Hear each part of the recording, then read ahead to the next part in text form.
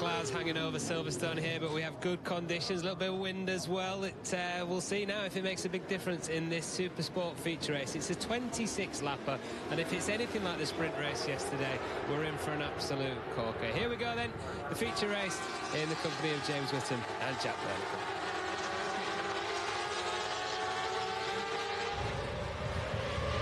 On the 70th anniversary of Silverstone's induction as a motor racing circuit, we await the Dickies British Supersport Championship and GP2 Cup feature race. Talking of the GP2 Cup, Josh Owens finished 4th yesterday, managed to nip in front of James Rispoli late in the race. Back in 7th place overall, a certain Kyle Ryde. But Kyle didn't have anything to set the bike up properly because the equipment had failed in his dad and lad garage. So he was kind of going via guesswork. This morning he said he guessed a lot more accurately and went half a second faster in warm-up. So he is very much intending to be in the mix this afternoon. Jack Kennedy has a very clean 40-point lead over Ben Curry in the championship, with James Rispoli in 3rd place, James Westmoreland in 4th. The absent Ross Twyman in 5th, 2 points ahead of his teammate David Allingham, with Bradley Jones, who suffered an oil leak, having got into the points from the back of the grid yesterday and had to retire because his boot was slipping off the peg, he said. There was oil everywhere. Ahead of Sam Wilford, Tom Oliver and Jamie Perrin, with Tim Neve just outside that top 10, ahead of Bradley Peary, Bjorn Estment and Tommy Philp, with Alistair Seeley already up to 15th place after a couple of outings. Alistair Seeley's first outing, of course, a couple of weeks ago was on a Qingdao MV. This time he's on the EHA Racing Yamaha. It's Kennedy, though, that's on pole position, ahead of Rispoli and Ben Curry, with Josh Owens, Alistair Seeley and Kyle Ryde on the 2nd row. The 3rd row of the grid features Sam Wilford, Tom Oliver and James Westmoreland. And then David Allingham, Kurt Wigley and Jamie Perrin are on row 4, with Tommy Philp, Bjorn Estment and Bradley Jones in 15th place. So Bradley Jones, having suffered a gearbox lock-up that kept him out of the whole of qualifying, suffered that oil leak yesterday, having fought from the back of the grid. And Robert Childs is pushing off.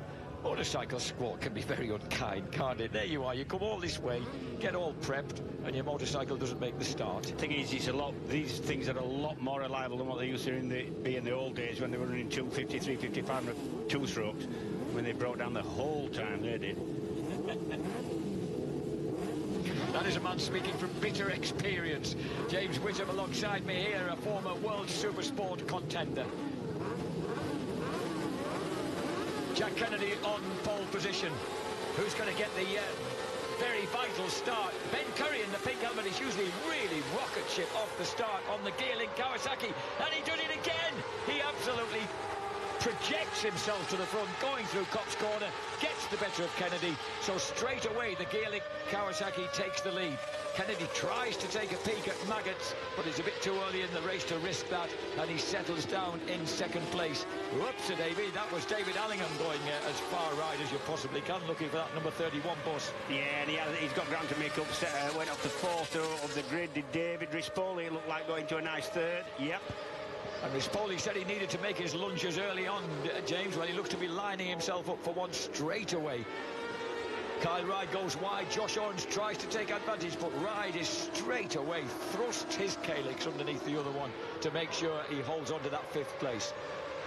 So as they come steaming round Copse Corner then, on the first lap of 26, across the line, Curry, Kennedy, Rispoli, Seeley, Ryde, Owens, Wilford, Philp, Jones, Perrin. Great start by Tommy Philp up into 8th place. Yeah, it is. 2nd lap of 26, and Jack Kennedy already looking to see if he can find a way past that gleaming green and orange Gearlink Kawasaki. And the front 4 riders just opening up that little bit of a gap over Kyle Ryde in 5th. This, of course, is a 26-lap race. We had a very eventful, shorter sprint race yesterday. Alistair Seeley just having a little peek, wasn't he, there up the inside of his ball. Oh, and Curry just ran a bit wide then, coming out of Brooklands. And so that was a late move by Jack Kennedy. Having not tried to make a move on the entrance, he was able to scoop up the Gearlink Kawasaki on the exit. He couldn't not. after that mistake from Curry, because he would have been passed by somebody else if he hadn't done.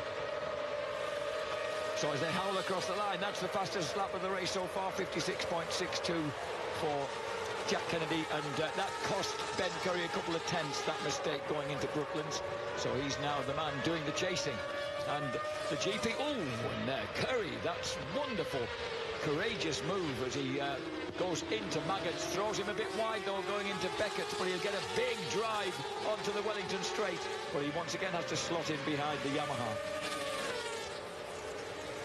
Comes out early to see if he can get a peak down the inside, and he does, more than a peak. Can he hold it on this time? Can he keep it in? No, he can't. Oh, yes, he can.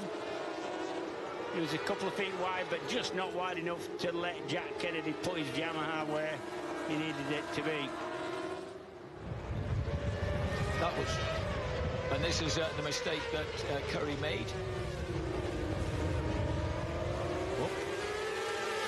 Well, he seemed to want to run that wide, but it didn't quite work out for him. Do you know, the man who's moved on to the back of this group is Sam Wilford in 7th place. So yeah, well, Wilford on the back of the two GP2 bikes. Sam Wilford suffered because that's the guy there, third in short, number 35, green and black bike. He went off 15th on the grid and said he really suffered for it. He felt like he had the pace to run at the right of the front, but he just couldn't get with him once he got through. He said there was a big gap he couldn't bridge, so we'll see, because he's right on the back of him now. Jamie Perrin leads the second wave. Bradley, just got the better of Bradley Jones, and talking about getting the better of, this is the battle between the two. You can see a bit of cement dust down there, which Lee Hardy is convinced is what that little bit of seepage of oil from Peter Hickman's stricken BMW may have contributed to the falls of Jake Dixon and Taron McKenzie in the Superbike race as they come steaming onto the straight now. Ben Curry in the lead once again. He was happily accepted your confirmation of the fact he has to work hard to stay where he is in the race, but he's doing all of that and more, the Australian. Yeah, I mean, he hasn't got a really slow bike. He's got one that's perhaps just a bit kind of different on the gearing, doesn't pull out certain corners as well, or he might have an advantage in different places, but it just looked to be losing a little bit towards the end of the straight over the Yamaha, and that it meant he didn't have the chance to put his bike where he needed to make a pass, and it actually looks a little bit better this race. But here comes Seeley. Here's Seeley. He gets the double bubble effect and moves past two of them. Yeah. And that moment sideways on there for Curry drops him to third place. Jack Kennedy looked 3 times across at the Gearlink Kawasaki mid-corner and then onto the back straight. And they're almost grinning behind that dark visor. Wilford has got past Josh Owens and split the two GP2 bikes, so the lad from Sevenoaks is on a bit of a mission here. One thing I was impressed by when I was up pit lane during the Supersport warm-up this morning, a very beautiful young woman who was boarding Sam Wilford as we watch Alistair Seeley nip through at Maggots. That beautiful clean move, but running slightly wide. Look how tight Kennedy can make that Yamaha turn. Yeah, you always look at bike races, especially the good ones, and think, yeah, you're punching above your weight as far as your girlfriends go, I think. Oh, but lovely woman who was on the board for him this morning, and if it wasn't for the fact that the bikes were going past the Wrigley making so much of a racket, I would have asked her something about Sam Wilford, because he has certainly been on a hot streak of form recently. And look at this, he's now ahead of Kyle Ryde on that bright green, very distinctive green and black bike, and he's through into 5th place. He could be challenging here.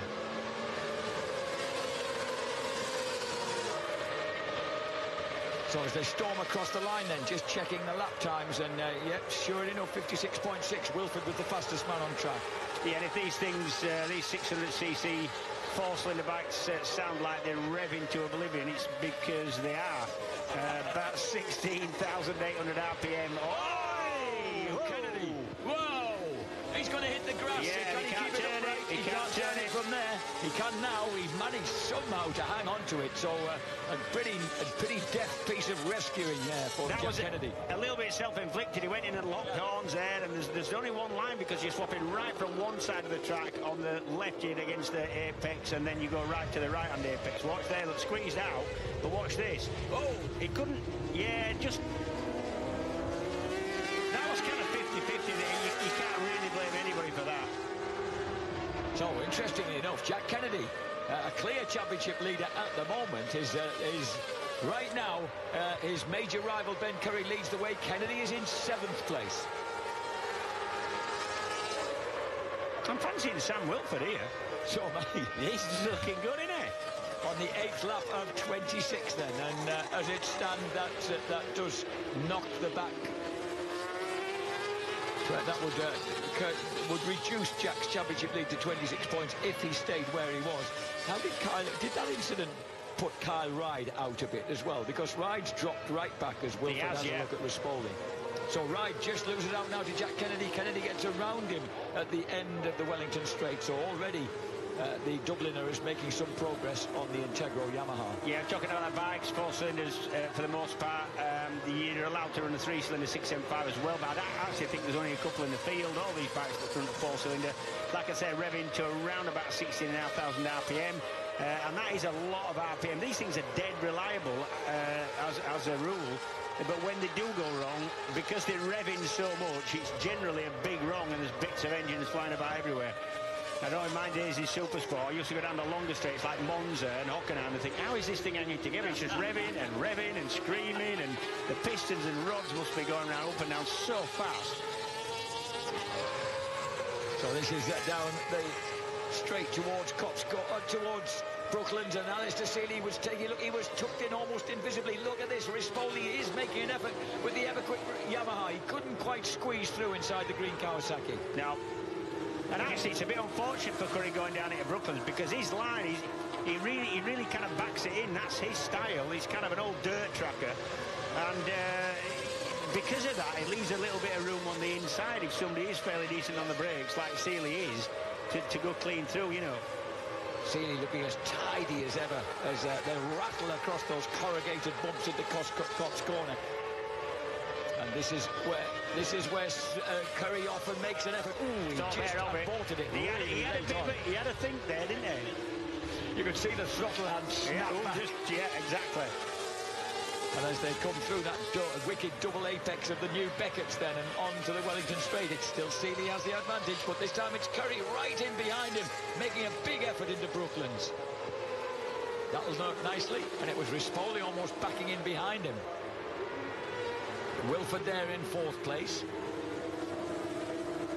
Wilford's one of these tall lads with a kind of calm riding style. Look, it reminds me a bit of Alex Olsen, very kind of static on the bike and smooth. Yeah, I mean, Seeley's a little bit the same, although completely different stature. He's a lot smaller. I know, a really small fella is Seeley, and Wilford isn't. He's kind of a tall, lean lad.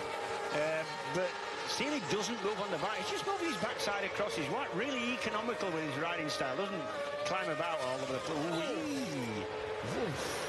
That was a big of a move. That was a move, wasn't it? Ben Curry does to other people sometimes. So clean move then by the Weavers. He is indeed only 5 feet 4 inches and 9 stone dripping wet in old money.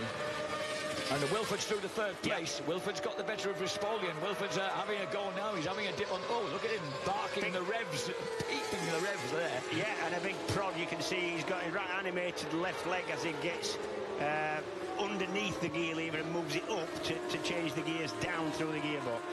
That's you call that race shift. That's completely the opposite of what you get on a road bike, which is up the gearbox, up the gear lever to go up the box. And as they come howling on to the main straight again, that's onto the 12th lap of 26, virtual half distance then. And they're as close together as they were, closer together than they were on the starting grid, really. Seeley, Curry, Wilford, Rispoli, Owens, Jack Kennedy. We've done it this time.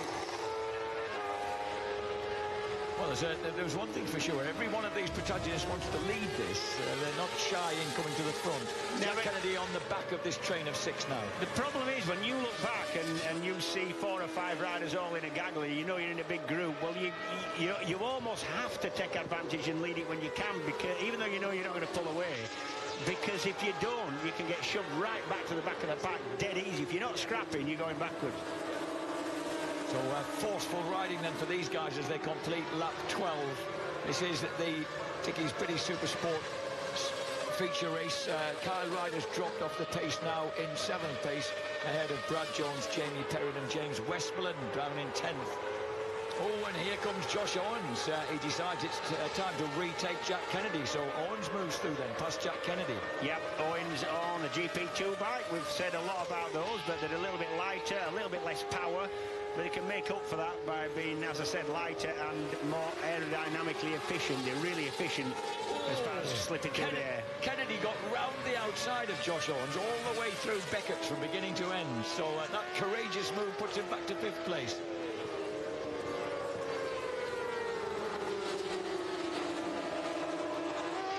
Into the complex then, and Alistair Seeley leads the way as he comes up to complete the half-distance lap. 6 riders nailed together in this exhilarating battle for supremacy and, of course, for precious points. Ben Curry knows that if he stays right in contention at the front, he could certainly whittle away at that 40-point lead. But look at Kennedy. He cuts inside James Rispoli into Cops corner, and he gets that blue Yamaha back through to 4th place. There's not a lot of room there, you know, Jack. There isn't. And no. Kennedy's followed on through past Wilford as well. Kennedy's got... He seems to be able to put that Yamaha where he wants it on the track at maximum lean. And as they come storming down now, he has to go the long way around Ben Curry. Curry eases him wide, but that allows Alistair Seeley plenty of room on the inside. And Jamie Perrin, we think Jamie Perrin has fallen. Perrin was having a good ride, running in 10th place behind Jones and Oliver. Yep, looks like he's gone down at Cops. So the Howling Supersport 600 gang then come round, headed by the man who's looking for a double race victory here, number 34. The man from Carrickfergus, of course, a near neighbour of the Irwin boys. Yep. Alistair Seeley. And that was look at the speed differential. Yeah, we got actually you're right that we're about to be lapped. Actually moved out of the way and shut off just to let him pass, so he didn't get in the way around the corners there around Maggots and Beckett's. Kennedy's been absolutely incisive since he made that mistake and fell right back to 7th. He's now cut his way through to 2nd. So he's now got Alistair Seeley in his sights. Well and truly in his sights. In fact, his sights are full of Alistair Seeley because he's right there behind him. Yeah, I got the feeling there was a little bit of needle, you know, between... I mean, they haven't been racing in this class because Seeley, this is his first meeting back. So there can't have been anything that's happened on track that's got the needle going. But I just got the impression that Jack didn't like the fact that he dominated the championship and then Seeley come back and beat him the first time. I did get the impression that there was a little bit of I've got to do my job here. And he does it there by just slicing through this time, going... he does like this wide line because it kind of slingshots him onto the back straight. But it does take him fair distance out. No, he's all right. He drifts his way through. Oh, Tommy Philp, who's had a very encouraging weekend, loses out and retires as Jack Kennedy loses out to a scissor movement by Seeley and Ben Curry. He runs wide enough to let Wilford through, but I don't think he's going to let Wilford through at Luffield. No. Wilford just looks to have the pace, you know, but he just doesn't seem to have the sort of experience at the cut and thrust at this pointed end as the rest, you know. He's not really, it's not something he's experienced. Second at Brands, I think, but his best result of the season. So he knows, but of course that was when there was fewer people involved at the front, because this has become this is how super sport racing is what we expect. And should be, yes. Curry gets some pace coming out of Cops. I think Curry's bike looks better. The green and orange Yamaha, Kawasaki, the one at the front there, it does look better than it did in the sprint race yesterday. It looks to have a little bit more pace. Maybe not the top end, but certainly, I know I see him just glancing at each other. He just thinks, right, where are they? And he moves over to the right, but Seeley decides to take advantage. Kennedy tries to as well, but he closes the door. Wilford up the inside. And that upsets Jack Kennedy. Maybe he's learning, is Wilford. Yes, maybe he is. Alistair Seeley, who was a successful schoolboy motocrosser until he started going out with friends at the age of 17 to pubs and clubs, and he said women became interesting, motocross less so. And it was only when his dad suggested he went and did a bit of tarmac racing that it got him back onto motorcycles. Well, it's certainly to great effect. Actually, Alistair Seeley still does a lot of motor. The man in second there still does a lot of motocross, still loves it. And he's the basis of all his training in winter is off-road riding. So Seeley then momentarily invisible behind Ben Curry as he looks to take advantage again at the end of the Wellington Straight. And he does. Oh, and Wilford just about, he just decided he wasn't going to have space to go through there. Yeah, he's having a nip though now. Yeah, 18th like lap of 26, where Spalding is sat in there behind Kennedy. And then on the back of the whole train is GP2 leader Josh Owens. Who in actual fact doesn't have to do any more than this because he's going to win the GP2 class. Wilford got inside. Ben Curry then coming out of Woodcote, and he makes it stick. He holds that line right through Copse. Sam Wilford in danger of leading. Oh, and that's Rispoli down. The ever-quick Yamaha goes across the bumps at Copse corner. Wilford leads. And Wilford does lead. Sam Wilford now on the IDW racing bike. Well, the lad from Sevenoaks is right there in the hot seat. Now he's the target man for Alistair Seeley and gang. Has he got the pace to hold it there? No, he hasn't, because you know he's not. He's not going to end up there for any length of time, but great to see him at the front. And this is what happened to James Rispoli, James. Yeah, it'll be front end, I'm fairly certain. Oh, I don't know. I don't know what happened there. Went straight on. That's a bit of an unusual one for an experienced rider like James. Is that? What if he just lost it across the bumps under braking? I've gone straight on and early in the corner. That's a little bit unusual. It's quite a wide exit. Yeah. To Copse. So maybe a machine issue. Because we saw Rory Skinner have a not dissimilar mishap when he was actually leading in a battle for the lead in the Superstock 600 class. Now then, as they go round that wicked bumpy Beckett, it's Alistair Seeley leading again. Jack Kennedy, Sam Wilford, Ben Curry and Josh Owens. Big move by Ben Curry. Hey! Massive twitch for Kennedy. What is going on here? Jack Kennedy manages to get these massive moments, but it doesn't cost him that much time, seemingly. He's right back on it. Yeah.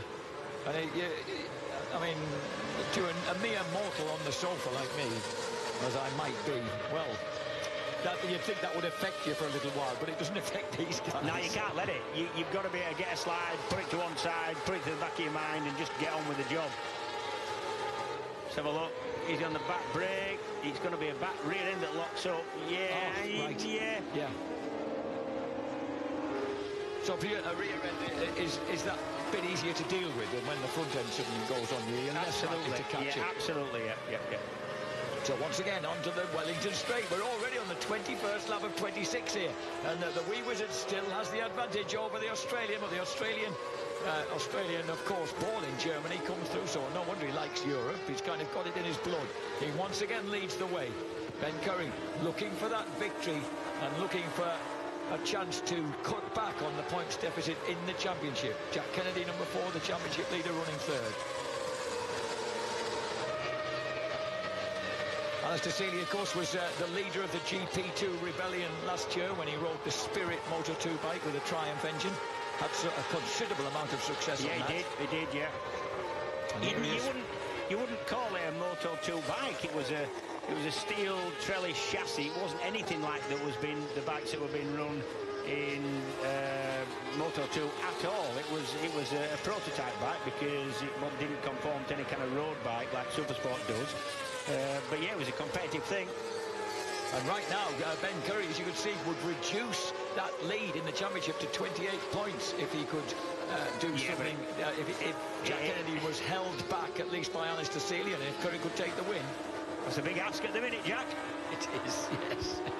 The former Superstock 1000 and British Supersport champion Alistair Seeley, as well as being multiple Irish Superbike and Supersport champion and the most successful Northwest 200 racer in the history of the famous Irish road races. Here comes Wilford, trying to make a move on the inside there as he tries to squeeze inside Jack Kennedy at Copse and get the drive out on the way to Maggots. Kennedy's not having it. Jack Kennedy is definitely a man of enormous experience of now, of course. He spent 2 seasons on the World Supersport run. Fairly successful seasons as well in World Supersport. Well, I think unlucky seasons, but successful when it went his way. Yes. Definitely rostered a couple of times. Whereas Alistair Seeley and Ben Curry definitely men in the UK to deal with, who've spent their racing lives in the UK. Well, since Cuzzer came over anyway, as about 5 years back. Which was quite early in his career, wasn't it? I don't think he's done much in Australia. No, he hadn't indeed. He came over very early in his career to try his hand here. And he's been working on this Super Sport Championship ever since, as he tries to drift inside Alistair Seeley. Oh, Wilford did do again that neat right-hand line along the main straight over the start and finish line. Wilford could out Woodcourt. It's all right, yeah, you can shout. He's going through. They sat one another up, didn't they? And then he still managed to find the room. He made his second time. He's got it. His second dive. He has got it. Back marker moves out of the way. Good lad. So Curry got really good drive onto the straight, but he swoops over to the left again, and that will allow Seeley to have a little tuck through. He doesn't quite make it. I still can't see, with 2.5 laps to go, how Curry is going to work this one out. Honestly, I just think... He said he had a plan. He said he had a plan, and I like a man with a plan. Yeah. And I tell you what, that plan could be to get onto the penultimate lap and go like Stink. Yeah, well, because he's got, look at this, Sam Wilford's going to try and go with him. I think that's a fairly common plan, because I think most of them will be having the same thought of that. Well, that was the fastest lap. That was the fastest lap of all of them on that lap. He has that clear ground. He's got himself almost half a dozen bike lengths. He's got himself a lead here. Well, what he needs now is everybody else to beat each other up while he's just putting a good couple of laps together. Yeah, that might be happening. That Seeley beat himself up with a nasty impact on the bump there, mid-corner at Beckett's. He's picked himself back up now to get round the outside of Wilford. So he goes into Brooklands, back into second place, ahead of Wilford. Kennedy back in 4th place, not where he wanted to be. What Curry needs now, starting this last lap, is there to be some shenaniganry behind him. That's what he needs, just one little bit of shenanigans, and that's it. He can win this. He's got a little bit of a gap now. He has. Well, this was I know it seems the obvious thing, but yet go like Stink on the last 2 laps and see if he can break away. And he's managed the first part of the trick. Look at Owens. He picks up 2 places. Oh dear, that puts Seeley and Kennedy together. Anything can happen, boys. Oh, Kennedy tried to go around the outside, but Seeley holds his line through Maggots. And I think, last lap, and I think Curry's got enough. He's played a blinder here. He's put in a tremendous 56.8 on that last lap. All the rest of them were in 57s. So Alistair Seeley behind Jack Kennedy now. Jack Kennedy grabs the advantage from the EHA Racing Yamaha. Sam Wilford squeezes back into second place. And Seeley, where's Seeley? I don't know if his bike's going wrong. Seeley's slowing down. Yeah, he's still going, the engine's still going, there's no smoke. Perhaps he's running out of petrol. He's got to break. And look at this, Ben Curry is going to take victory. Ben Curry has played a perfect pitch here. He storms across the line to take victory here at Silverstone. Second for an exultant Sam Wilford. 3rd place for Jack Kennedy. And Michael Davidoff and the boys, what joy for them. Seeley has crossed the line. He's gone over, yeah. He's got that across the line. Flat rear tyre, look, Jack. Oh, again? Yeah. But we had that's so unusual, because we had that in the British Superbike race to Jason O'Halloran as well, again on the last lap. He ain't going to get far on that. He needs to stop. Well, wow. So, a flat rear tyre then takes the sting out of Alistair Seeley on the last 2 laps. But for this guy, Ben Curry, what a result. Ben Curry has taken a really terrific victory. That was, he worked that out, well, to perfection. He did it. I still think he was a little bit lucky, but that's what you need sometimes. The 4 riders behind him beat each other up just when he was thinking, right, I've got to have a go, I've got to the front, and I'm going to put a couple of laps in. And Kennedy Sporting B congratulates his closest rival in the championship. Kennedy finished 4th across the line, but of course gets 3rd on the rostrum because he was behind Josh Owens on the GP2 K-Legs. So he retains his championship lead, but he has 9 points knocked out of it by Ben Curry. And Curry's 6th victory of the season. Number 4, Jack Kennedy, number 61. Ben Curry, resident with his girlfriend in North Wales, and has enjoyed that. Alistair Seeley has stopped, as you suggested he did, James, and now the wee wizard has to find a lift back to the pits. Well, would you believe it, but he's still got a 5th place finish. So the Dickies British Supersport Championship, the feature race, Ben Curry wins it from Sam Wilford. Another terrific result for Wilford. He's already had that second place finish at Brands GP. He equals that. Josh Owens, GP2 Kalex in third place for Ryan Saxelby. The third place man in the super sport category, Jack Kennedy. Alistair Seeley in fifth overall ahead of Kyle Ryde. David Allingham, Kurt Wigley, Bjorn Espendt and Bradley Jones round out that top 10. Bjorn Espendt having a good ride for Everquick Yamaha, just nipping in front of Bradley Jones. Tom Oliver for SGR Racing finishes in 11th place ahead of Bradley Peary, James Westmoreland, Robert Kennedy, and the triumph of Richard, the E675 Triumph Triple of Richard Kerr, grabs the final point in 15th. Actually, with two GP2 bikes involved, Keenan Armstrong and Harry Truelove will also get points. Jorrel Boerboom, the third GP2 Kalex. So Jack Kennedy will still lead the championship on a reduced margin of 31 points over Ben Curry. James Rispoli will remain in third place, but Westmoreland not really taking advantage of that, finishing fairly low down in 13th place. He's on 181. David Allingham 152. Bradley Jones in 6th place, 2 points ahead of Ross Twyman. Sam Wilford is there, the big beneficiary, in 8th place, 140 points, just 5 points behind Jones now. Oliver 9th, Perrin 10th. Outside that top 10, we have Bradley Peary, Tim Neve, Bjorn Espendt moves up ahead of the unfortunate Tommy Philp, and Alistair Seeley is in 15th place overall, but it could have been so much more.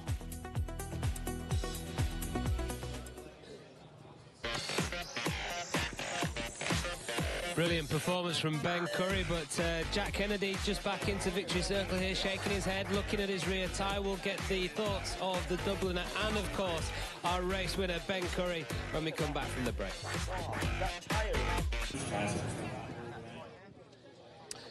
Dickie's British Supersport feature race then, victory for Ben Curry, and a podium for Jack Kennedy in the end, Jack. That looking at your reaction when you came into victory circle here, you're quite relieved probably to come away with 16 points. Yeah, we're lucky to finish that race with how bad our rear tyre deteriorated in that race. I couldn't believe how bad it was getting. I was getting massive vibrations, spinning, no feeling whatsoever. I had to manage the tyre so much in them last 6 laps. I had to stand the bike up.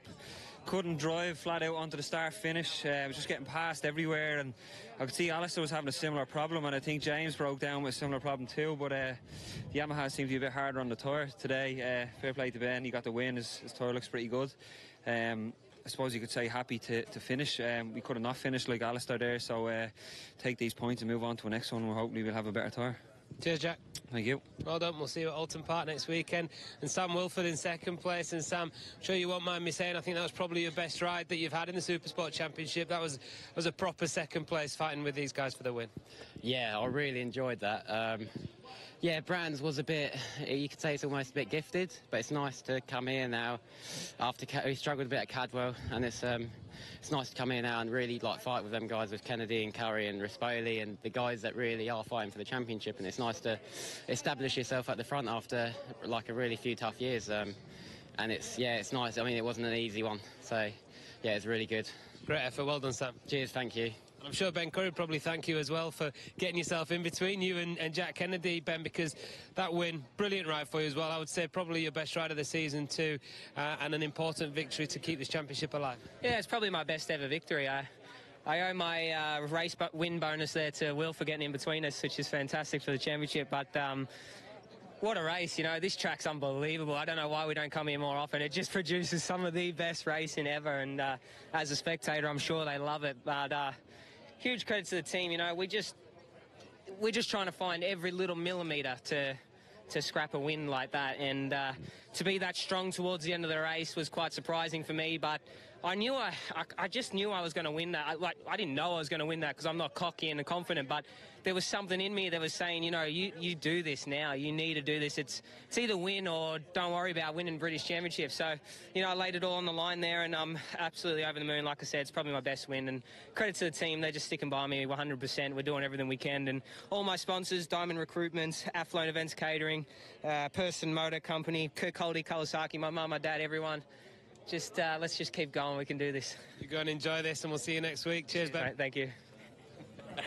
Well, we've got that second place rider's dad here and team boss. We have Ian Wilfred over here.